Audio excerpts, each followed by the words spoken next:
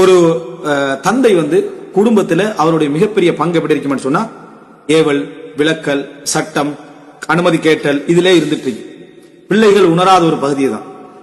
அப்படியே இருந்துட்டு போற டைம்ல அவரோட சவுண்ட் குறைய ஆரம்பிக்கும், அவருடைய அதிகாரம் குறைய ஆரம்பிக்கும். காரணம், அவருடைய உழைப்பு குறைய ஆரம்பிக்கும். வீட்டுல அடுத்தவர்கள் சம்பாதிக்க ஆரம்பிப்பார். இவர்தான் எல்லாருக்கும் இருந்த ஒரு நிலையிலிருந்து எல்லோரும் இவரை பார்க்க வேண்டிய ஒரு இடத்துக்கு அவர் கொஞ்சம் கொஞ்சம் கொஞ்சம் கொஞ்சமா ஒரு மூளைக்கு ஆயிட்டு வருவார். விளங்காத சில பிள்ளைகள் என்ன நினைச்சிருவாங்கன்னா, அதிகாரம், அவருடைய செலவும் பொறுப்பு முடிகிற டைம்ல அதிகாரத்தை எடுத்துருவோம். ஆனா பிள்ளைகளுக்கு தெரியாது, வேணும்னு செய்யறது இல்லை, அதிகாரத்தை எடுத்துருவாங்க. அம்மா வாப்பாக்கு பசி, அம்மா வாப்பாக்கு டீ வேணும், அம்மா வாப்பாக்கு என்ன அது தேவை, இது தேவை, அவருக்கு மருந்து கொடுக்கணும், அது கொடுக்கணும், இதெல்லாம் செய்வாங்க. ஆனா வீட்டுல நடக்கக்கூடிய எந்த நிகழ்வுக்கும் அவர் எப்படி தலைமை தாங்கி இருந்தாரோ அந்த தலைமை எதுவும் அவருக்கு இல்லாம போயிடும். அவர் ஒரு மூலையிலிருந்து அந்த குடும்பத்தை பார்த்துக்கின்றிருப்பார். அவர் மூலையிலிருந்து அந்த குடும்பத்தை பார்த்துக்கின்றிருப்பாரு. நான் நிர்வகிச்ச குடும்பம், என்னட்ட அனுமதி இல்லாம வெளியே போகாத குடும்பம், எது சொன்னாலும் என்னட்ட கேட்டுட்டு செய்யக்கூடிய குடும்பம், என்னுடைய பொறுப்புல தான் இவ்வளவு செய்வோமா அவ்வளவு செய்வோமான்னு நினைக்கிற குடும்பம், ஒரு நிலம் வாங்குறதோ ஒரு இடம் வாங்குறதோ எதுவாக இருந்தாலும் என்கிட்ட கேட்ட குடும்பத்துல எனக்கு இன்றைக்கு எந்த ஒன்றுமே இல்லை என்பது கவனிக்கக்கூடிய பிள்ளைகளுக்கு நடக்கக்கூடிய ஒரு வேதனையான நிகழ்வு. நல்ல நல்ல பிள்ளைகள், அவங்களுக்கு தெரியாது, பாப்பிட்ட சொல்லிட்டு போவாங்க, இப்படித்தான் இந்த இடத்துக்கு போறோம், நீங்க இந்த இதெல்லாம் வச்சுக்கிறேன், அங்க எடுத்துக்கங்க, அதை எடுத்துங்க, ஓகேமா அப்படின்னு வாப்ப நிப்பாரு. தந்தை சொல்ல மாட்டார். அது ஒரு நாள் நான் ஏற்கனவே சொன்ன மாதிரி உண்மையான பிள்ளைகளாக இருந்தால், சரியான பொறுப்புள்ள பிள்ளைகளாக இருந்தால், அவருக்கு செலவழிக்க முடியாத ஒரு காலகட்டம் என்று வந்துவிட்டாலும் பொறுப்பில் இருந்து அவரை இறக்கவே கூடாது. வாப்பாட்ட என்ன உணர்த்தணும்னா, இன்றைக்கும் நீங்க சொல்லித்தான் எங்கட முடிவு நடக்க போகுது, நீங்க வேண்டாம்டா வேண்டாம், நீங்க செய்யுங்கடா செய்வோம், இந்த இடம் தான் முடிவுண்டா அதுதான் முடிவு, இது இல்லைண்டா இல்லை. சில விஷயங்கள் பொதுவாகவே அவர் நல்ல ஆற்றல் உள்ள காலத்திலிருந்து விதிவிலக்குகள் இருக்கும், அது வேற.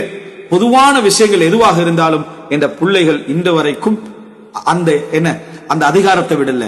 சில நேரத்துல ஒரு தந்தை அதிகாரம் இழந்த பிறகு அதிகாரத்துல இருக்கிற நேரத்துல சத்தம் போடுற மாதிரி சத்தம் போட்டுருவார். என்ன அங்க செய்யறாய், என்ன இங்க செய்யறாய் அப்படின்னு ஒரு சத்தமா ஒரு வேலை என்ன செஞ்சிருவாரு, கதை முடியும். அப்போ அந்த மாதிரி செய்யறதுக்கான வாய்ப்பு இருக்கு. அப்போ அந்த மாதிரி சத்தம் போடுற டைம்ல ஏன்னாப்பா சும்மா சத்தம் போடுறீங்கன்னு பிள்ளைகள் கேட்பாங்க. அந்த தந்தை டிஃபரெண்டா உணர்வார். ஒரு காலம் நான் சத்தம் போட்டா என்னை கிராஸ் பண்ணி கேட்கறதுக்கு யாரும் இல்லை. ஆனா இன்றைக்கு என்ன செய்யறாங்கடா, என்னை கவனிக்கக்கூடிய பிள்ளைகள் ஏமாப்பா சத்தம் போடுறீங்கன்னு கேட்கிறாங்கடா. நான் இப்ப அந்த தந்தையாக இல்லை. அப்ப அவர் முதலாவது உணர்ற விஷயம், என்கிட்ட பணம் இல்லை என்று, என்னால முடியவில்லை, இப்ப நான் செலவழிக்கிறவன் அல்ல. மூத்த மகன் வந்துட்டான், அல்ல ரெண்டாவது மகன் செலவழிக்க ஆரம்பிச்சிட்டான், மருமகன் செலவழிக்க ஆரம்பிச்சிட்டான் என்பதனால இனி நான் சத்தம் போடக்கூடாது.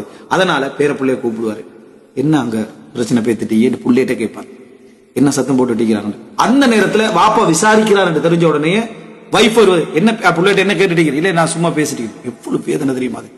அந்த வீட்டுக்குள்ள நடக்கக்கூடிய ஒரு நிகழ்வை பேர புள்ளையிட்ட ரகசியமாக கேட்டு தெரிஞ்சு கொள்ள வேண்டிய இடத்துக்கு தந்தையை கொண்டு வந்துட்டு, பிர்ருல் வாலிதை, நாங்க எங்களோட உமாவை நல்ல முறையில் வச்சுக்கிறோம், வாப்பா நல்ல முறையில் வச்சுக்கிறோம், சிறப்பா தான் நாங்க வச்சுக்கிறோம் சொல்றதை விட ஒரு கேவலம் இருக்குமா? எத்தனையோ தந்தைமார்கள் வீட்டுக்குள்ள என்ன நடந்ததுன்னு அவருக்கு தெரியாது. அதை விசாரிக்கிற டைம்ல பேர பிள்ளைய கூப்பிட்டு எடுத்துருவாங்க. நீ அந்த பிள்ளைய போயிட்டு மனசை குழப்பவானா, அந்த பிள்ளைகிட்ட போட்டு அதை சொல்லவானா இதை சொல்லவானான்னு சொல்லி குழப்பி, சார் நான் அதை ஒன்றும் பேசல அப்படின்ட்டு அமைதியான செய்வார், இருந்து கண்டிருப்பார். அந்த குடும்பம் போகும் வரும், பல ட்ரிப்புகள், அது இது முடிவெடுக்கும். இவருக்கு டைமுக்கு சாப்பாடு வரும், டைமுக்கு இது வரும், அது வரும், இது வரும். ஆனா கவனம் செலுத்துறாங்களாம் போன் பண்ணி, பாப்பாக்கு மருந்து கொடுத்தியா, பாப்பா கவனிச்சியா, அது செஞ்சியான்னு வைஃப் கேட்டுக்கொள்வார், தம்பி கேட்டுக்கொள்வார், அண்ணன் கேட்டுக்கொள்வார். இது அப்ப விளங்குது என்னடா, நான் இப்ப சொந்த முதியோர் இல்லத்துல என்ன செய்றேன் இருக்கிறேன், நானே கட்டிய முதியோர் இல்லத்துல என்ன செய்றேன், நான் வாழ்ந்து கொண்டிருக்கேன். அதிகாரம் இல்லையே, எனக்கு எந்த ஒரு அதிகாரம் இல்லை. இந்த நிலைமை நிறைய குடும்பங்கள். எந்த தந்தைக்கு அதிகாரம் இழந்த பின்னாலும் ஒருவர் அதே கம்பீரத்தை கொடுக்கிறாங்களோ, அதே அந்த உணர்வுகளை ஒரு தந்தைக்கு கொடுக்கிறாங்களோ, அந்த குடும்பம் தான் ஒரு சிறப்பான குடும்பம் என்றதை எப்பயுமே நம்ம புரிந்து கொள்ள வேண்டும்.